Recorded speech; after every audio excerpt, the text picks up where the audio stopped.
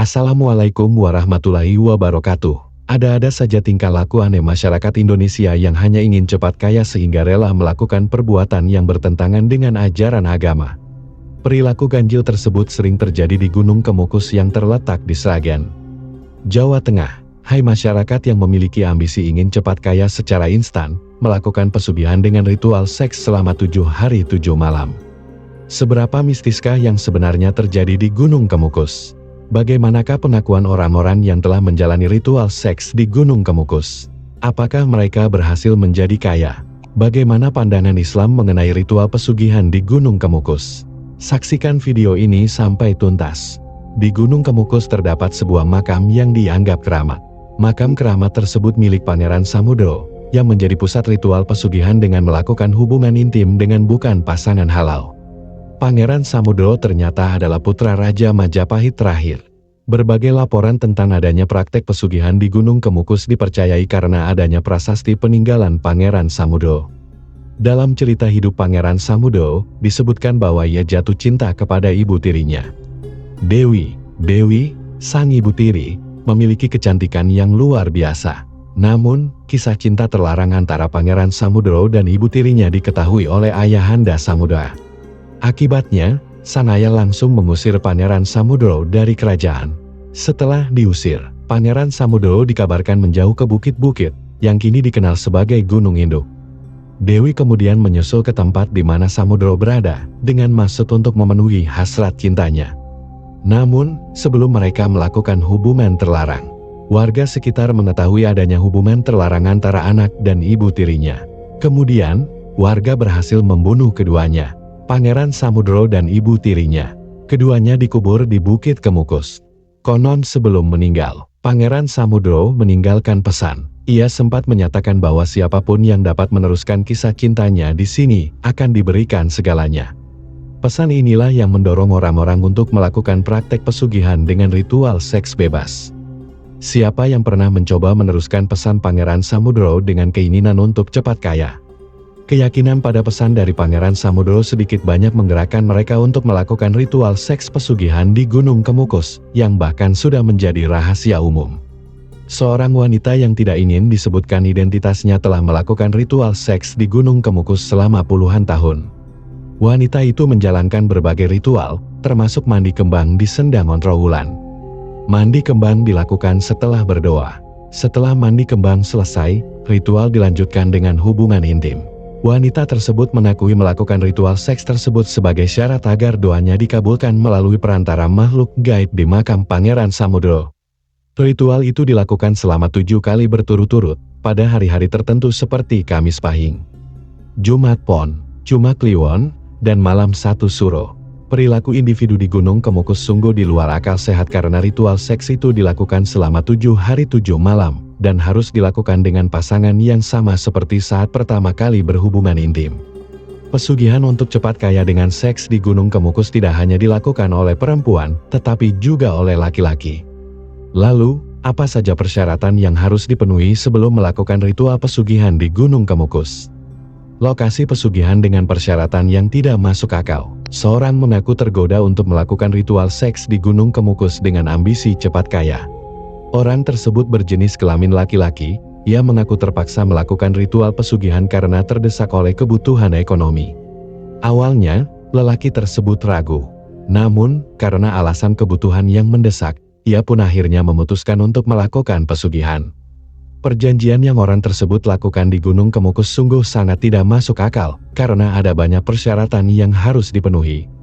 Salah satunya adalah weton kelahiran, yang merupakan hari kelahiran menurut penanggalan Jawa yang sering digunakan sebagai ramalan untuk mengetahui kecocokan pasangan, rezeki, jodoh, kesuksesan, dan karakter seseorang. Oleh karena itu, hanya orang dengan weton kelahiran tertentu yang dapat mengikuti ritual pesugihan secara keseluruhan. Orang yang ingin mengikuti ritual pesugihan harus memiliki weton kelahiran yang genap. Jika weton kelahirannya tidak genap, maka keluarganya akan terlibat dalam ritual pesugihan di Gunung Kemukus. Siapapun yang tidak memenuhi syarat weton kelahiran untuk melakukan pesugihan, tubuh pelaku pesugihan akan merasakan sensasi terbakar. Bahkan lebih buruknya lagi, bisa mengeluarkan cairan seperti nanah. Konsekuensi mengerikan itu menghantui selama melakukan ritual pesugihan. Selain weton kelahiran, ternyata ada syarat yang jauh lebih menakutkan saat melakukan pesugihan di Gunung Kemukus, yaitu pelaku pesugihan harus bersedia menjual umurnya. Artinya, jika usianya ditakdirkan mencapai 60 tahun, maka pelaku pesugihan harus siap meninggal di usia 50 tahun. Bahkan lebih menyeramkan lagi, orang yang pernah menjalani ritual pesugihan di Gunung Kemukus menyebutkan bahwa gua pelaku pesugihan seakan-akan membawa mereka masuk ke alam barsak karena akan menjadi pengikut dari pesugihan tersebut. Perjanjian yang telah terikat pun tidak dapat dibatalkan. Sangat menyedihkan mendengar orang-orang yang memilih jalan pintas hanya karena ingin cepat kaya, yang pada akhirnya melanggar ajaran agama. Lalu, bagaimana Islam memandang ritual seks di Gunung Kemukus? Sungguh merugikan bagi mereka yang terjerumus dalam pesugihan dengan harapan mendapatkan kekayaan instan, karena bukannya mendapat harta, pelaku malah mendapat balasan yang sangat menyakitkan. Pelaku pesugihan umumnya akan mengalami penyakit misterius, penyakit yang dialami menjadi bagian dari tumbal pesugihan. Mengherankan, orang yang sebelumnya sehat tiba-tiba menderita penyakit parah, penyakit yang bahkan tidak bisa disembuhkan. Sudah mencoba berbagai cara untuk menyembuhkan, tetapi penyakit tersebut malah semakin parah tanpa alasan yang jelas. Bahkan lebih buruk lagi, nyawa bisa menjadi taruhan bagi pelaku pesugihan. Imbalan yang harus dibayar dengan menyerahkan manusia sebagai tumbal. Jika tidak bisa dipenuhi, maka pelaku pesugihan dan keluarganya akan menjadi target seumur hidup. Fenomena ini sebenarnya merupakan warisan dari zaman sebelum munculnya agama Islam, tetapi masih banyak dimanfaatkan oleh masyarakat. Namun, sudah jelas bahwa pesugihan adalah perbuatan yang dilarang oleh agama. Alasannya sangat jelas, karena pesugihan melibatkan kerjasama dengan jin. Pesugihan yang meminta bantuan jin biasanya melibatkan dukun, di mana seseorang akan diminta untuk memenuhi syarat tertentu yang disebut sebagai tumbal oleh jin setan yang bersangkutan. Dampak dari melakukan pesugihan sangatlah mengerikan. Hal ini karena mereka yang melakukan praktek pesugihan menjalin perjanjian dengan jin. Sangat disayangkan bahwa orang memilih untuk melakukan pesugihan hanya karena ingin cepat kaya, padahal Allah Subhanahu wa Ta'ala telah memberikan jaminan kesuksesan kepada setiap umatnya, yaitu dengan melakukan salat tahajud dan bekerja keras. Bahkan melalui salat tahajud, Allah Subhanahu wa Ta'ala akan melindungi seseorang dari ancaman jahat orang lain. Allah Subhanahu wa Ta'ala berfirman dalam Al-Quran, Surah Al-Isra ayat 79-80. Dan pada sebagian malam, lakukanlah salat tahajud sebagai tambahan bagimu, mudah-mudahan Tuhanmu mengangkat kamu ke tempat yang terpuji. Dan katakanlah, ya Tuhanku, masukkanlah aku ke tempat masuk yang benar dan keluarkanlah aku ke tempat keluar yang benar, dan berikanlah kepadaku dari sisimu kekuasaan yang dapat menolongku. Dari sini kita dapat memahami bahwa tidak perlu melakukan pesugihan dengan harapan cepat kaya, karena itu adalah permainan setan dan iblis.